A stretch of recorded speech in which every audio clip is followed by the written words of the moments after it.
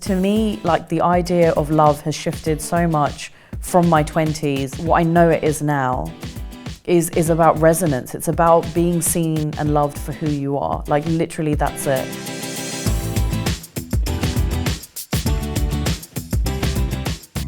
Hello and welcome to Love Lives, a podcast from The Independent where I, Olivia Petter, will be talking to different guests about the loves of their lives. Today, I am thrilled to be joined by award-winning journalist, author and speaker, Poorna Bell. Poorna has published 3 non-fiction books, including the astonishing memoir, Chase the Rainbow, and her debut novel, In Case of Emergency, has just come out in paperback. I am so excited to talk to her about her work today and can't wait to discuss the loves of her life. So let's get started. Hello, Poorna, how are you? Good, thank you. Good, thank you so much for joining me today. So as I mentioned, your debut novel has just come out in paperback. You've obviously done 3 non-fiction books that have been hugely successful. Your writing has mostly been in sort of journalism and the non-fiction memoir space. Talk to me a bit about what made you want to write fiction and what that experience was like for you.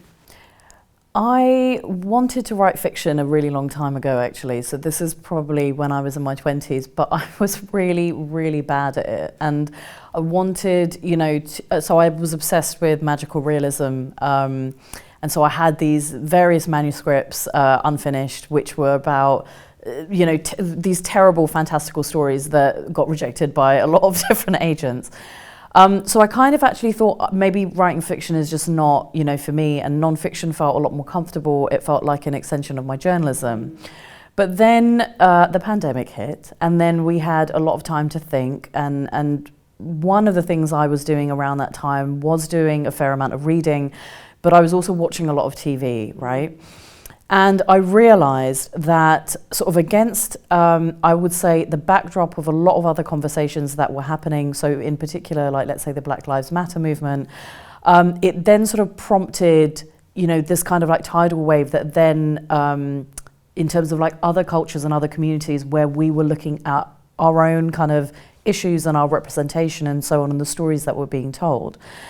And one of the things I noticed from whether it was watching TV or reading books was that there seemed to me that there really needed to be more stories told with, let's say, South Asian female protagonists that weren't necessarily through like a lens of trauma and oppression. And a big catalyst for that for me was watching Mindy Kaling's Never Have I Ever, which is, a rom-com.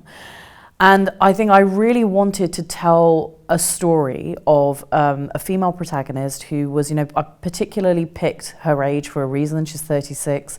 And I wanted to kind of tell her experience of figuring life out and figuring dating out and work and all of those other questions that we had, but like told through her lens. So it's not a book about, being South Asian. It's just that the protagonist happens to be and happens to have a family who is. And that was really important for me in order to be able to just tell what that experience is like. Because definitely, as a journalist coming up, I definitely know that a lot of the lifestyle articles that I would read, and lifestyle's a space that I've worked in for a really long time, did seem to be very predominantly told by white journalists. And I was really interested, not interested is probably the wrong word, I felt it was very vital and necessary to just talk about things that I would talk about with my friends, but to actually be able to give it a space and a platform to be able to do that. I like what you say about the fact that the character has no trauma as well, and that being really important to the story, because I think that so often that is something that potentially sort of old school publishers would maybe ask and be like, okay, but like, what's the actual, they need to make some sort of trauma for a character who isn't white, and that would have been like the sort of pull of the story. And I feel like we are moving away from that, but it's still, like you said, it still feels somewhat like revolutionary in a way. Yeah, which is a problem, it is. I mean, there's definitely, a great thing has been in the last couple of years, there have been a lot more, particularly I would say South Asian female authors who are in the commercial space, which has been, incredible. Like Disha Bose just came out with a book that ended up in the Irish Times bestseller list, which is called Dirty Laundry. So you do have this, I can definitely see that shift happening. But, you know, the trauma and oppression narrative, you know, these are tropes, for example, especially on TV, that have underpinned my own experiences. So these are questions that I get asked about my experience without people actually asking me an open-ended question. So that will be the assumption that I must be getting an arranged marriage. That will be the assumption that my parents don't approve of my, you know, my chosen career. And while I understand that stereotypes exist, I just think it's slightly lazy. And I think that there's a way of asking open-ended questions where we don't necessarily use that shorthand that we have come to use just because we see the colour of someone's skin or we see what they look like and make an assumption based on that. But also it's just because, you know, I'm a creative. I really wanted to see people like my family members, like the friends that I have conversations with, reflected in the mainstream, because it was really important to be able to do that. Not, you know, not just as like a, I don't know, it's not meant to be an educational piece. I didn't really, I wrote it because I wanted the people that I know and the wider community to feel reflected in that and go, oh God, finally, you know, great. Like it's not about someone being oppressed, like as a corner shop owner's like daughter, you know? Yeah, it's just so, it's lazy and ignorant, I think, of the industry and sort of the wider culture at large to kind of hold on to those stereotypes, particularly now, but it does obviously still happen a lot. And in terms of the actual plot of In Case of Emergency, so it starts with your main character, Belle. She has a sort of near-death experience. So tell us about the story and how it kind of unfolded from that first point. So she has a really amazing career. She's got a pretty high-flying job in London, and she's kind of like texting on her phone. This isn't a spoiler because it's on the jacket. Just should say that. Yeah. But she is texting on her phone and she falls through like the open doors of a beer cellar, a pub cellar, and wakes up in hospital, and she finds that her emergency contact has been called and it's her ex-boyfriend from 4 years ago. And she has like a really big like WTF moment because she could not remember putting him down as her contact, but also she has got a lot of time to recuperate, and as she's doing that she realizes that she doesn't know who her person would be. You know, we all have hopefully a person that we know is in our phone that we would immediately phone or contact if something goes wrong, and she just doesn't have that. And more than realizing that she doesn't have that, she's just thinking, how did my life actually get to this point? And it prompts this examination of, you know, her entire friendship groups. So she has a lot of brunch friends, she has a lot of work colleagues, but she doesn't, like none of those people, when she actually needs them, none of those people really show up for her. And it's, you know, they're from the sort of the school of anything you need, let me know, is what I call it, which basically means I don't really want to do anything, so I'm going to put the like onus on you to have to tell me. And of course, like very often people don't ask for help or aren't able to articulate what they need. So she revisits, you know, a lot of the sort of a very core friendship group that she had when she was younger. She also then revisits her relationship with her sister, who she's got a fairly strained relationship with, her older sister, who has a teenage daughter, and her parents as well. And with tied up in and around all of that, which is about reconnection and, you know, and that redefining point in your life. It does also look at the fact that, you know, she doesn't really think she wants kids. She doesn't really know what's happening with her love life. But it was also really important for me to write that into the book and for that not to be her defining characteristic, because very often, particularly with these types of books, particularly with commercial books, you know, I feel like there is a greater pressure placed on female authors to have a romantic resolution, you know, than there is on male authors. And I just didn't, I wanted that to be incidental. I wanted that to be something that she discusses, sure, but it's not the most important thing that her life pivots around. And so the entire book is about her figuring that out. So I would say it's got several layers to it. Yeah. And people tend to like find what reflects most in them. And you could come from like any background, any walk of life, but you know, you'll find something in there for you, Yeah. I think. I think one of the things that really resonated with me the most was the sort of friendship angle and that kind of storyline, because I think this is such a common experience when you kind of come out of your early to mid-20s, the nature of your friendships start to kind of drastically change. And you know, I've heard you describe friendships as tidal before, and I think that's a really good way of describing it. And I think that kind of first big tide comes after your sort of mid-20s, when people start getting married, people start having children or talking about children, careers kind of step up and become a more prominent pillar in your life. And as a result, those kind of intimate, everyday friendships that you had with people that maybe you went to school or university with change and maybe fall away a bit, and also you change. And so there's a big kind of shift in that moment. And I think the idea of having this kind of near-death experience and waking up and not knowing who your person is or who your kind of gang is a really, really relatable one. And obviously this is something we see Belle going through as she finds herself in this position. But what was it that made you want to examine that? And you know, obviously I'm talking about this from the perspective of late 20s, but she's in her mid 30s. And what do you think the difference is?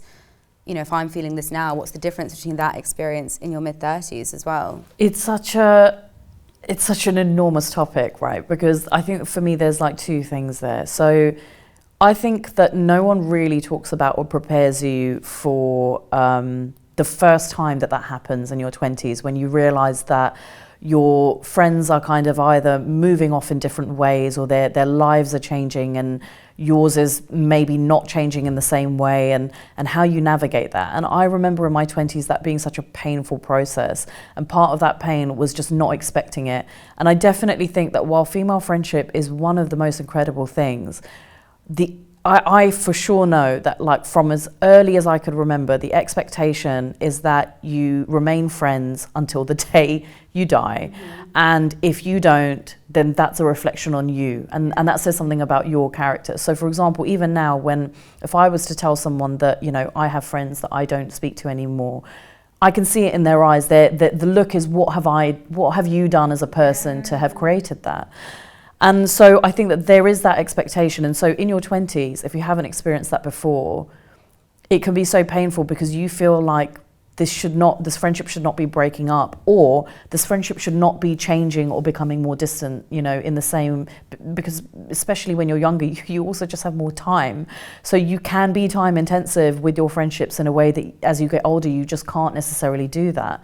But I think when you go through it the first time, for me, what I realized was that the thing that was making it really painful was expecting everything to remain exactly the same. And if it didn't remain exactly the same, that meant that we didn't care about each other, or that we didn't love each other. Mm-hmm. And I have learned from now having gone through at least about 3 iterations of this, you know, I'm in my early 40s, that just isn't the case. And also, if a friendship doesn't work out, or if it drops off, or if it's just someone you haven't spoken to for a few years, it's okay. Like, it's okay. We're not meant to have everyone in our lives that we have met since birth. You know, that's just not how life works, right? But also sometimes I don't know that, I think that friendship has got such strong parallels with romantic relationships. Like when people go, oh, this friendship ended and I have no idea why. It's like when people go, this relationship ended and I have no idea why. It's like, I think you do probably know why. It's just that it takes a lot of quite painful examination. And very often it requires you to say that it's not all about the other person. I think in friendships it can so become about the good person and the bad person and who was right and who was wrong. And I just don't think that life is as black and white as that. And I think it is owning up to how you are as a friend and you know, what were you there for, what were you not there for, that I think we don't necessarily examine enough about our own behaviour within that. I think what's really interesting about Belle is that she seems to harbour a bit of resentment towards some of the friends who are like progressing in ways that she maybe hasn't, like according to societal progressions and the way that we are supposed to, as women, follow this kind of very neat trajectory of marriage, children and everything else. I was reading this interview that you did with Natasha Lunn for Conversations in Love, and you spoke about how after the loss of your husband, Rob, you found yourself kind of reevaluating your friendships and trying to work out, you know, in your own way, who was there for you. And one of the quotes that I kind of really picked up on was, you said, you know, if I wasn't here, would anyone kind of notice?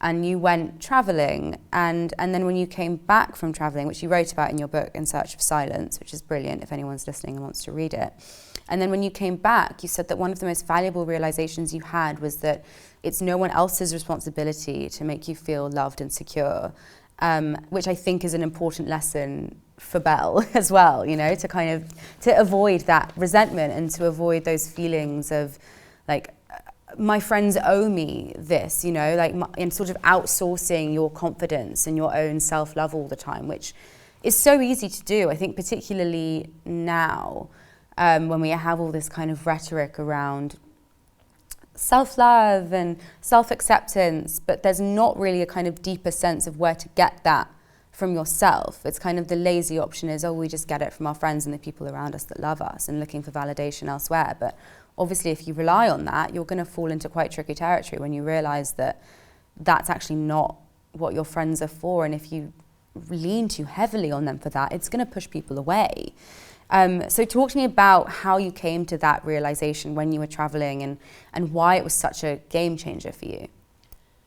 Yeah, I mean, so I've found that what actually causes like a lot of that pain is when you're just trying to hold on to people really tightly, or you're trying to sort of extract something from them to alleviate your own pain around something. And I mean, I would venture to say, because I'm a massive believer in personal evolution, like even how I think about things has changed since not radically, but it has changed a little bit since I gave that interview to Natasha. I think for me, a very, very big realization was the understanding that, and particularly after Rob passed away, and it wasn't anything to do with his passing, it was more to do with, I think, understanding that whatever void you have inside of you, and I think everyone has their own little, you know, void, however big or small that is, it just can't be filled by someone else. And if, for example, you're a people pleaser, as I used to be, I think I'm a lot less these days, but if you are, then sometimes that can be transactional, you know, in terms of like how much love and how many obligations you fulfill in order to be able to then receive that back. And if you're then sometimes giving that to people who don't show their love in that way, or who just, you know, some people just take and they don't necessarily reciprocate, that's a really, really hard place to be. And I think that when I sort of, especially, I think when I wrote my second book, In Search of Silence, which was when I went traveling, I was just so angry at like everything. It wasn't at any one particular person. But I was angry at everything. And I was angry that like I didn't want to feel the way I felt, and I didn't see an end point to it. And I did not feel like I really fit in my life, and that my friends and my family, as much as I loved them, just couldn't understand the level of pain that I was in. And I think sort of subsequently from that, it is the realization that actually, you know, you can be loved by people and you can be supported by people. And of course, like, you know, there are days that I have that are really difficult where I know if I talk to my best mate or my sister, like they will be able to like make me laugh or help me through that. And so I'm not negating, you know, any of that.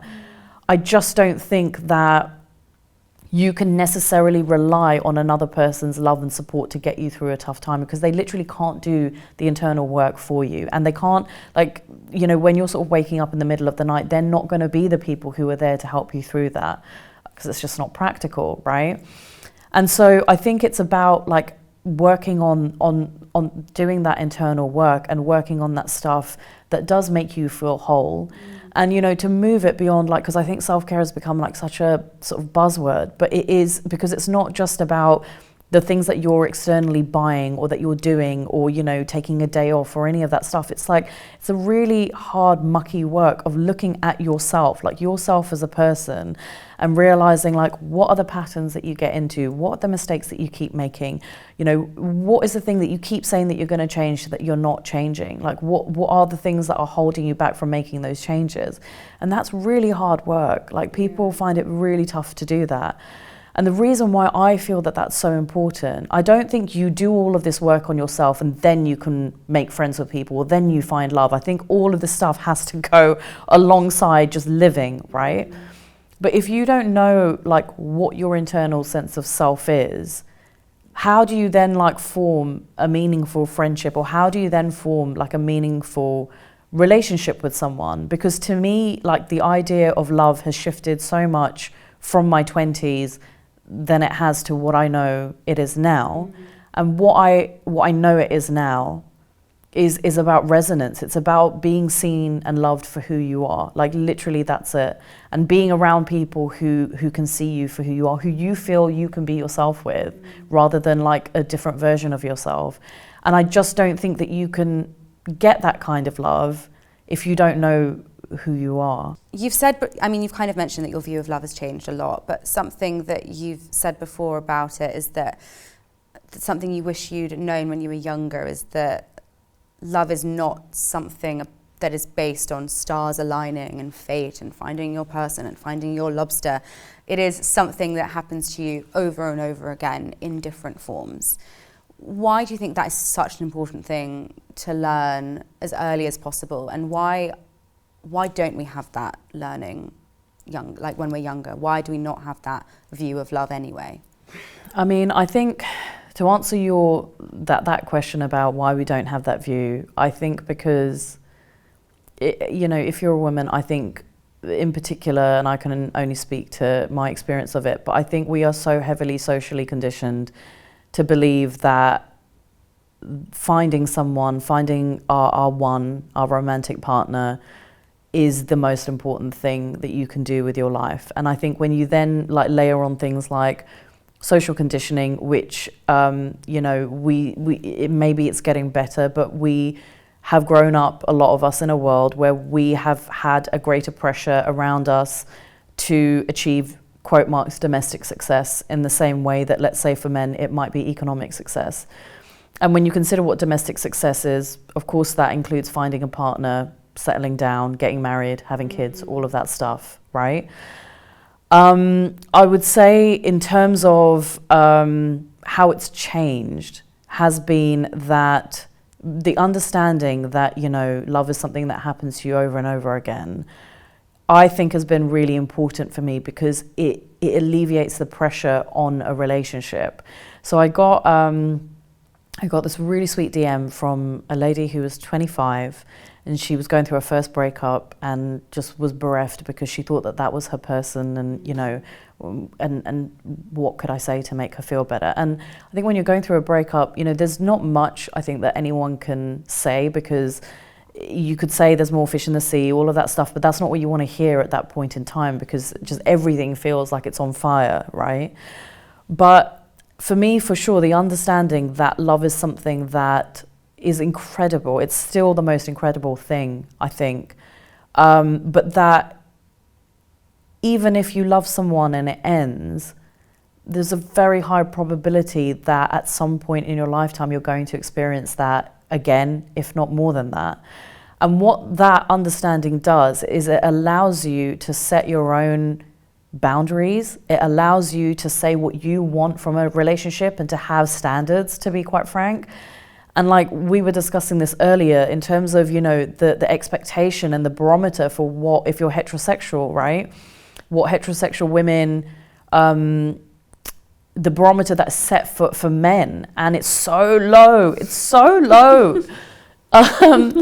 is that what that understanding does is it allows you to be okay with putting, to set a boundary down. Or I'm not saying, look, don't get me wrong, it can totally go the other way as well. And I definitely, am in an age group where I see people shooting down relationships or dates with people before it even gets started because it doesn't meet some arbitrary list of whatever they want, right? And there is that is also not great. But I definitely think that knowing when to call time on something, knowing when something is not working for you is immeasurable. And I think it's very, very closely tied to the understanding that there's not one person for you. Because if you believe that there's one person for you, and it doesn't even necessarily mean that, let's say you're in a relationship with someone and this person, it's just maybe not a great partner. They might just be quite thoughtless, or you end up having to do most of the housework or whatever it is. If you believe that person is your one, the amount of crap that you are going to put up with in that relationship to fulfill that narrative, which, by the way, you've set that for yourself. Like, no one else has told you. You don't collect a ticket stub which says, this person is going to be yours forever after. There's, in my opinion, I don't think that there's something like where we're fated to have to be with this one person or whatever. I think that we have multiple soulmates. I don't think that there's only one soulmate. Again, like, because who says that there's only one? It's a belief. Where did that belief come from? It's not based on fact, it's not science.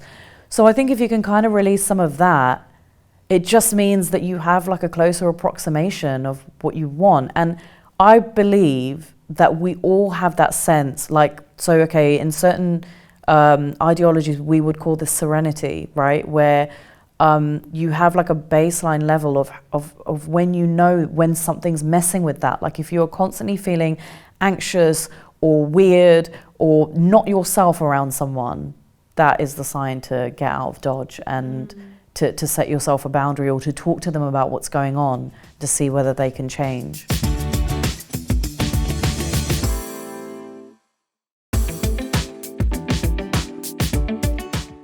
So, your first love is a place. Why don't you tell us about that? So my first love is, I've chosen India because so my family background is, we're Indian, from South India specifically. And when I was 7, my parents made the decision, well, they made the decision a bit earlier than that, but we moved back to India. And the idea was that they wanted to raise us as Indian kids. They didn't want us to be, you know, British Asian kids. So we stayed there for about 5 years, and then my dad was like, I can't work here. So we basically then moved back to the UK. But that particular period in time, I would say for both myself and my sister, really was so formative, and it has shaped so much about us as adults and how we see things and how we view things. And even though, you know, when we came back to England, we grew up in Kent, so we grew up in a very in a very white-dominated area. So India was somewhere that we would go back to fairly regularly. You know, I would say, you know, the longest we ever went was like maybe 3 years. So we'd go either every 2 years or every 1 year. And all of our cousins, you know, most of them are still in India. And I think what's really interesting to me is the India that I know from my family being there, and, you know, and how we are there. And also I worked in Mumbai for a little bit of time in my 20s.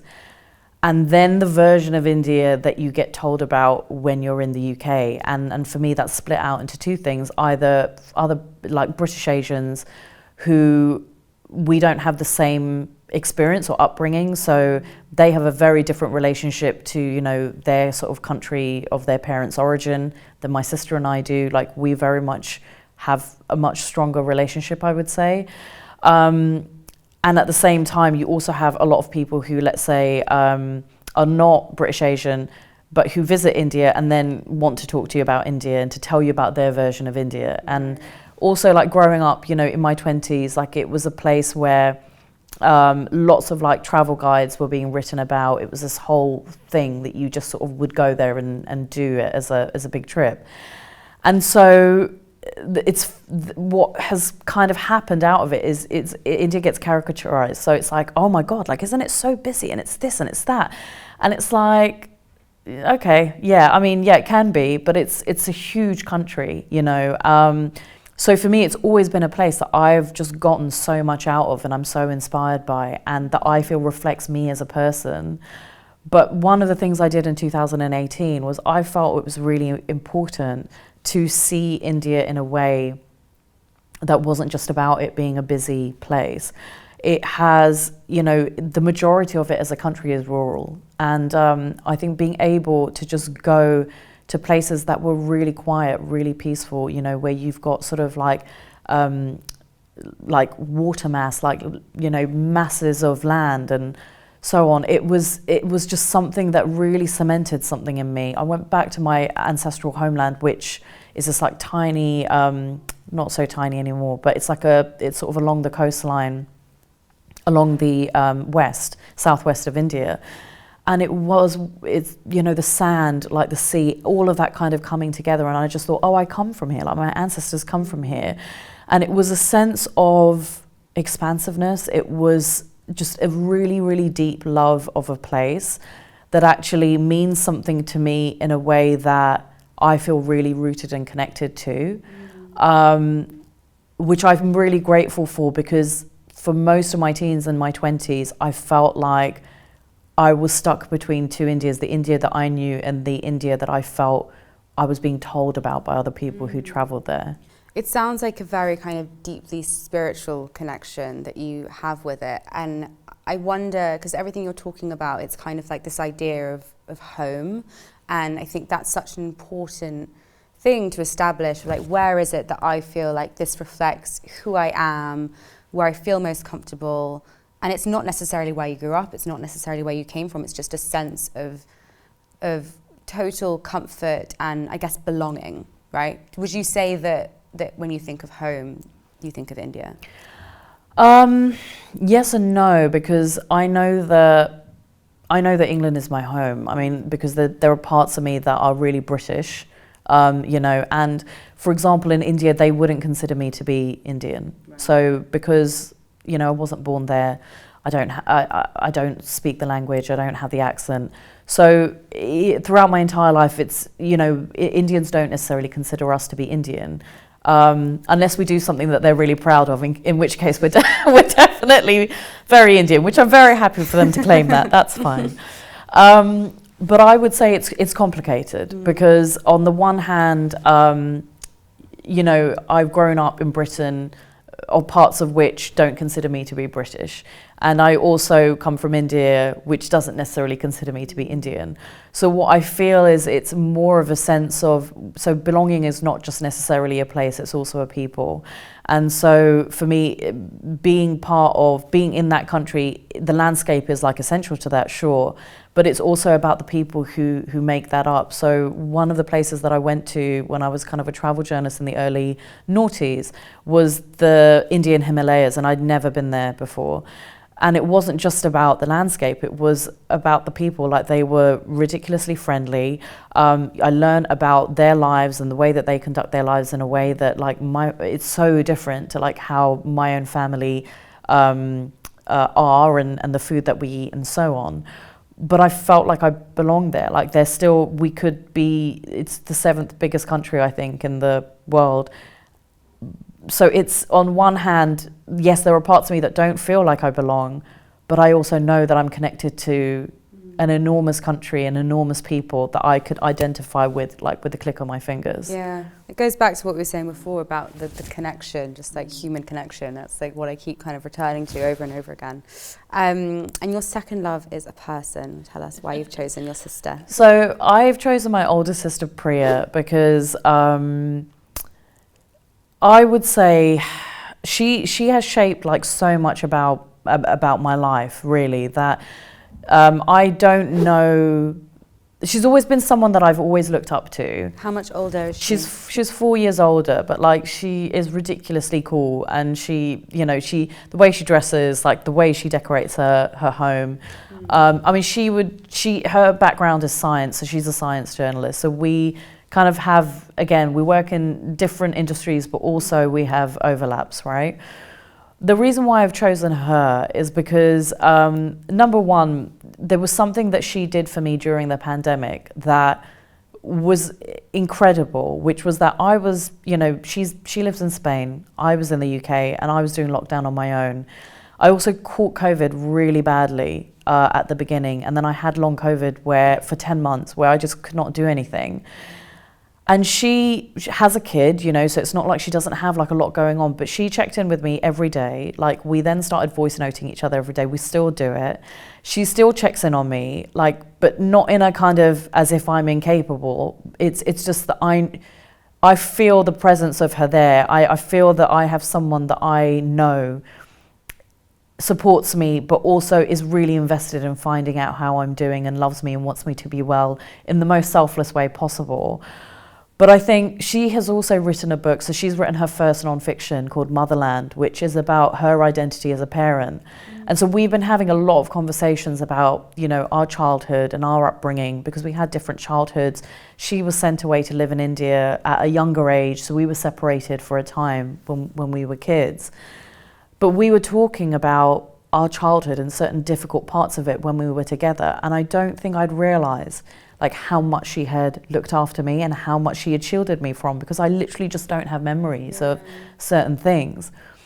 And it's like a debt that I can't repay. You know, usually that your older sibling is like the person who gets like, you know, the sort of, it has to be like the more responsible one and so on, and there's more pressure on them. But I don't think I realized how much. And I think when I sort of take into account like how incredible our relationship is as sisters, but also she's my friend, she's not just my sister, but she's also someone, because she is older than me, particularly in my 40s, as I struggle to figure out like what my identity is as a woman in my 40s, because we don't really know what we're doing, because who our parents were, who our mothers were in their 40s is not what it's like for us now.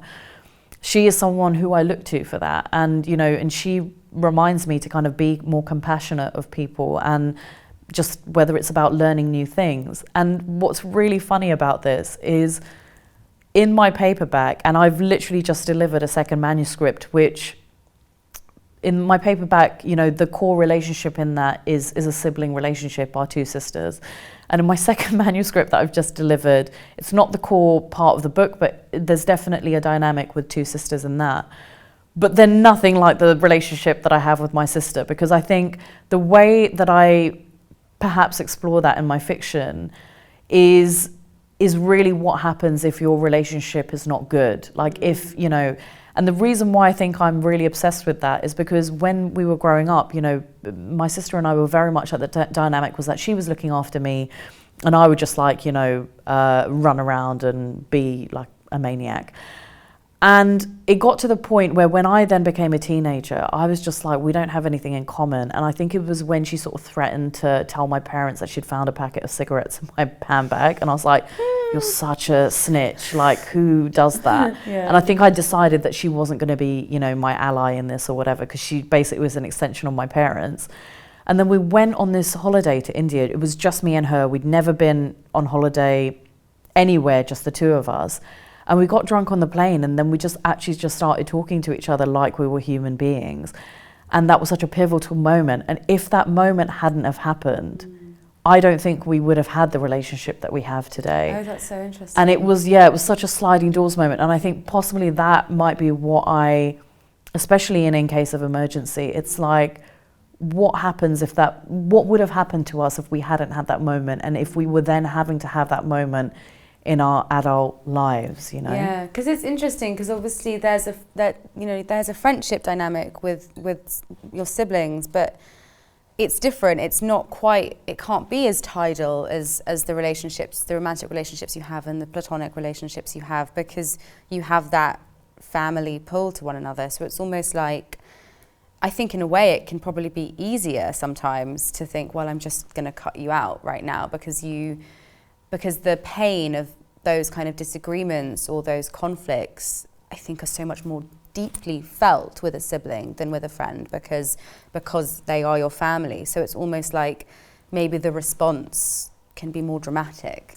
Yeah, because the stuff that it triggers, I mean, if you think about like when you have arguments with your family, it's not necessarily really about the thing that you're arguing about in the present. Yeah, exactly. It's like arguments that have been dredged up from years and years ago.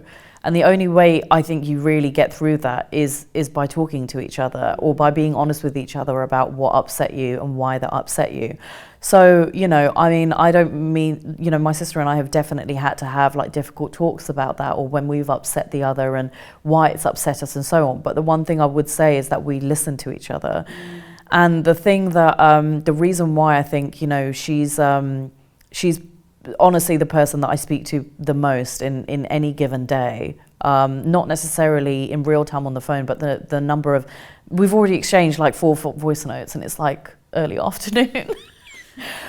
But it's because also we both have A, very similar ethics, and B, it's the knowledge, and I think both of us, you know, have been through therapy and whatnot, but it's the knowledge that you evolve. So it's okay to change, and in fact it's necessary to change, and we can help each other change, and you know, we're very similar in that we're open to learning, you know, rather than and I say that because sounds like such a like backhanded compliment that I'm giving myself, but like very often her reaction to something when we talk about something is, oh, I didn't realize that, tell me more.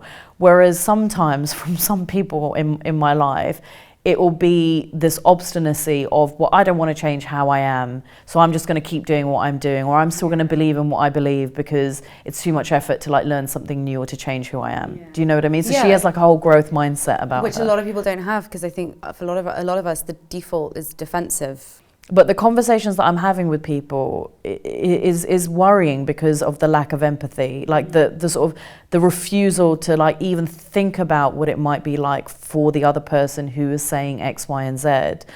And when you're then having a conversation with someone like that, I'm like, I can't continue the conversation with you, because if we can't operate from a place of empathy, and you also don't want to take on any other points of view to educate yourself or to learn or to try and understand, all you're actually really seeking is for me to confirm what you believe, in which case you might as well just like talk to a mirror. Like there's no point us having that conversation.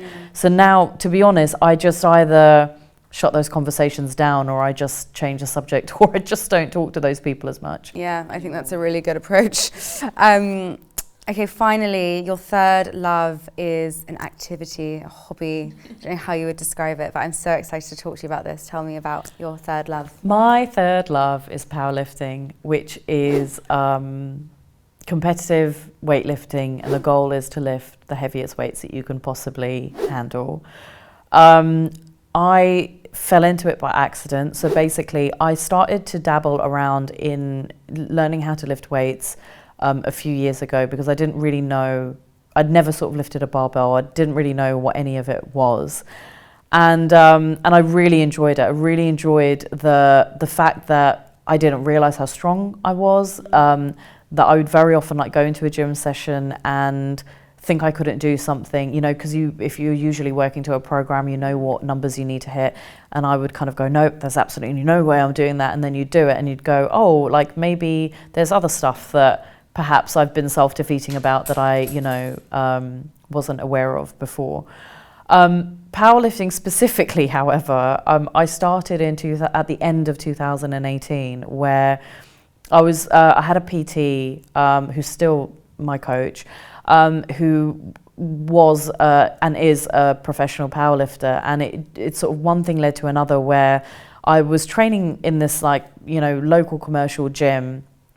And my approach back then was that I was still fairly new to it. So the way I kind of handled myself in the weight section of the gym was by looking really unapproachable and just having headphones on all the time.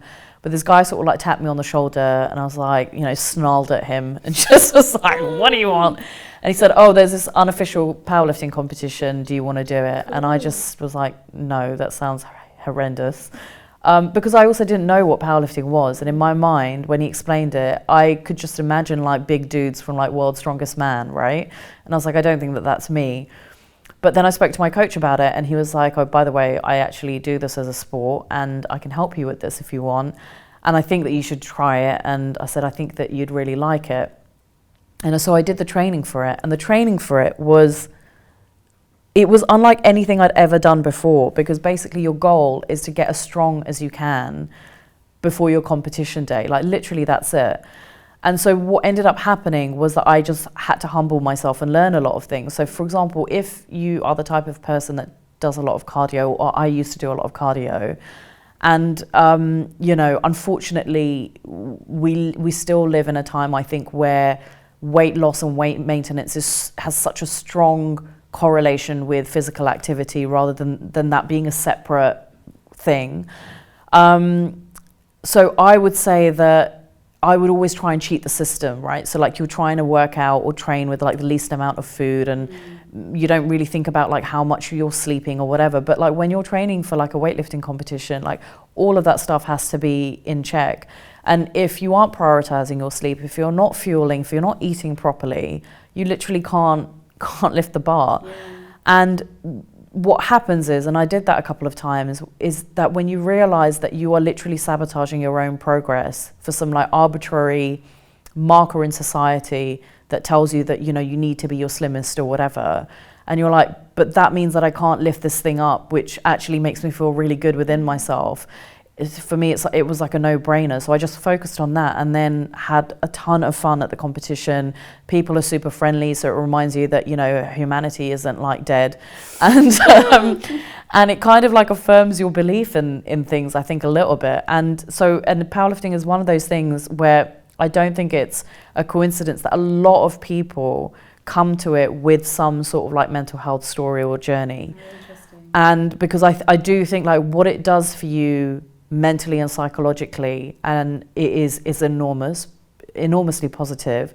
But also, if you are going into something like lifting heavy weights, and if you're being self-defeating about it, if you go into there thinking that you can't do it, you may have the physical strength to do it, but if your mental side isn't sorted out, you're not going to be able to do it, because you're just going to tell yourself that you can't do it.